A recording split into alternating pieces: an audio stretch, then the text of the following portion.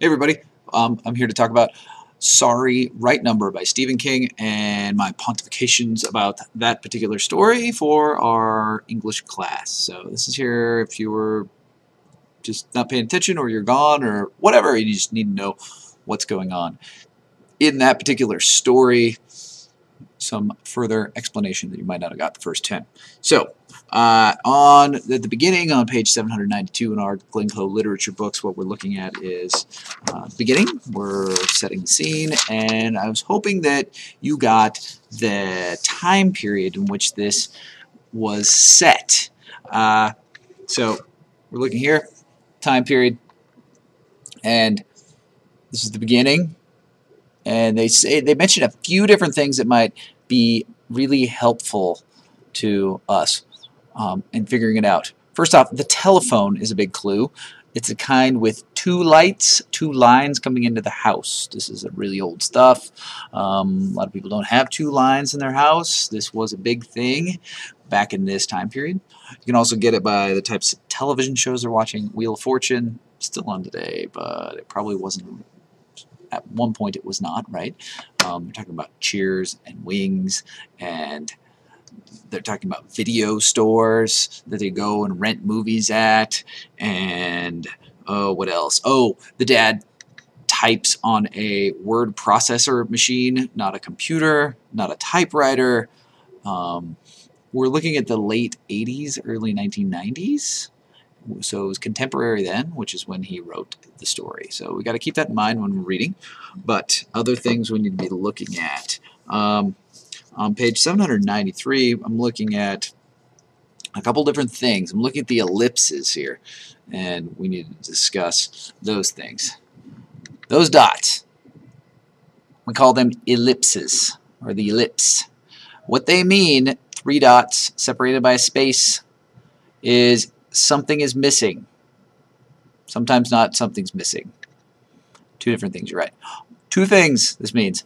Either something's missing or an intentional pause in how you read.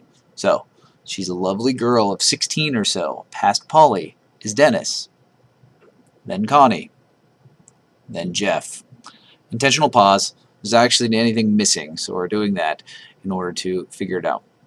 Because all these other things, cameras, things like panning, right here, to pan with a camera, that's a very specific word that means the camera, if this iPad here were a camera, it would be moving like this.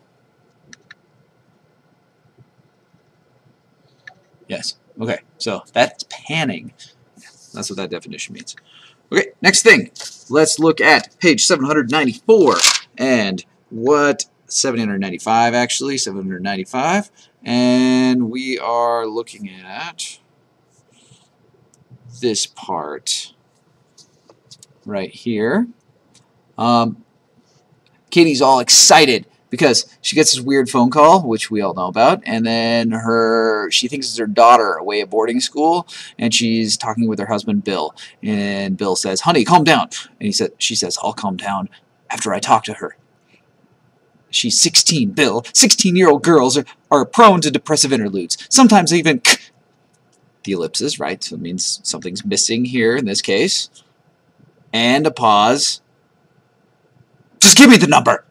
671-555-8641. She punches in the numbers and it keeps coming into a close-up, so we're building that suspense. Oh my god. So, but the point is, with those particular ellipses, we're supposed to fill in the rest with our own brain from what we know from what they said. So we got to figure out from the context what's going on. Bill, 16-year-old girls are prone to depressive interludes. So depressive interludes, interludes meaning different time periods, depression, we got that, so they're sad, and sometimes they even figured out, kill themselves, yeah, okay, commit suicide, right? And then, so she's freaking out, but she doesn't say it, but it is insinuated by the context. Cool. Next up, 798, talking about this part. Bill and Katie, they're driving in the car, and Katie says, "Hey Bill, tell me she's all right." And then he says, "She's all right." And then Katie says, "Now tell me what you really think." Jeff snuck up, and so then he's going to say what he really thinks, right? Okay, just snuck up behind me today and put the old booga booga on me and was disappointed when I didn't jump. I told him I was case hardened. Could have wrote ellipses, right? I lied.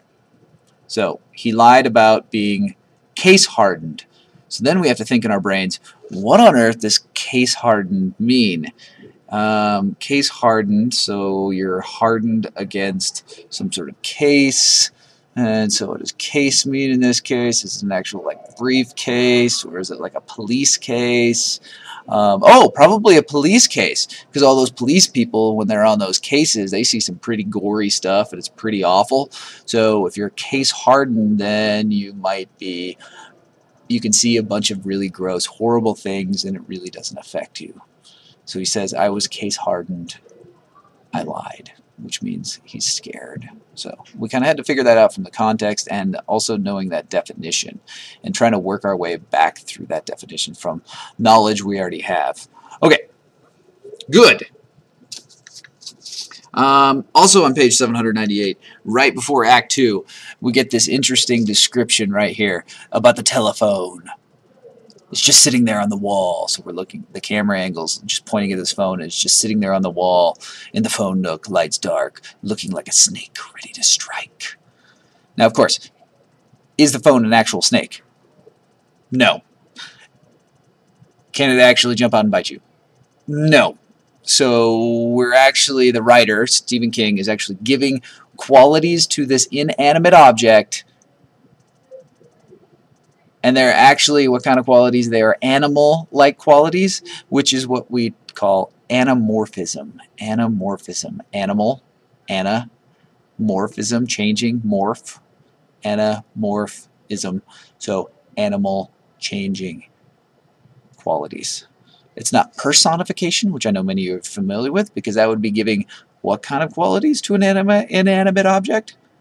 People, correct, yes, person-like qualities to the inanimate object. And that's not this, because this is animals. Kind of cool. All right, fun. A little different. Now, what's up next? 797 and 799, I'd like to point out that he's like building this suspense. And how does he do that? We get all this phone, and we don't know who it is, and we think it's her daughter, and then it's not, and then we think it's grandma, and then it's not, and then we think it's Dawn, and then we call Dawn, and Dawn's not there, and the phone's off the hook. Then we call the operator, and the operator tries to break into the line, but no, we can't get into the line. And then we're like, oh my god, we have to go to the house. And so they're driving out to the house, and they get to the house, and we're like, okay, they're just gonna hop in and find out what's going on, right? No, he's gonna extend that. You see what he's doing here? He's building in all these details, all this story to like get to just make it drag out longer, but like still keep you involved and still want you to know what's going to happen next. And that's what we call suspense.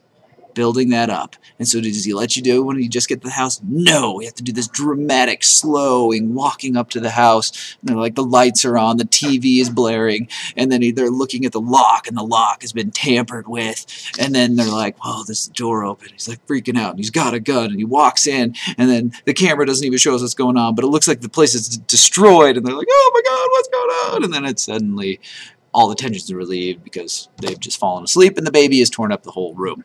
And Dawn's okay. Just pointing out the building of suspense and how the author does that. He just writes in all these different details. Also, just wanted to talk about how he wrote this thing. We got to think about that, right? Think about how on earth the author figured out how to do this. He didn't, in his brain, he couldn't have just started with the beginning. He couldn't have just started with a family sitting down and getting a creepy phone call. Think about it. Right? I mean, he had to have come up with the whole ending first. Spoiler alert. So he had to come up with the idea of this telephonic time travel where a lady calls back in time to herself to give some sort of message. And that's where it started, if I had to guess. That's what started in Stephen King's brain, is here's a message, and then what's she going to do with that message, and who's the message to, and what happens if she actually gets that message across? Or what happens if she doesn't? And then he starts filling in all these details and creating the story that we have. So the point for us, when writing stories, we should think about the end. Think about the end first, and then go back and then create the story from there. That's one way to write stories. Think about the end, and then go back to the beginning and figure it out.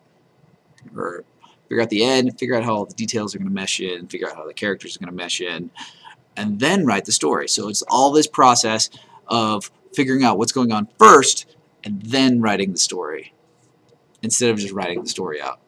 Okay? All right. The only other thing to bring up is, of course, the paradox, right? It's commonly known, if you Google it, the grandfather paradox. The best way to think about it is, if we don't even talk about the grandpa, but if you went back in time and killed your grandfather, like what would happen? That's where the grandfather paradox came from. It's easier to think about for us if we say, if we went back in time and killed your mother before you were born. So what would happen? Well, you wouldn't be born, right? And if you're not born, then how could you go back in time and kill your grandmother? Kill your mother. Well, you couldn't. But then if you didn't, then you were born, and then you went back in time to kill your mother. Okay, you see, it's a paradox. You can't do it. It's impossible. Okay, same idea with our story here. We have Katie calling back in time to herself. Hey, self, save him. Take him to the hospital. He's going to die. Now, if she actually got that message across, she could have taken him to the hospital and saved him. But then, if he was saved, she never would have called back in time in the first place, which means he would have died.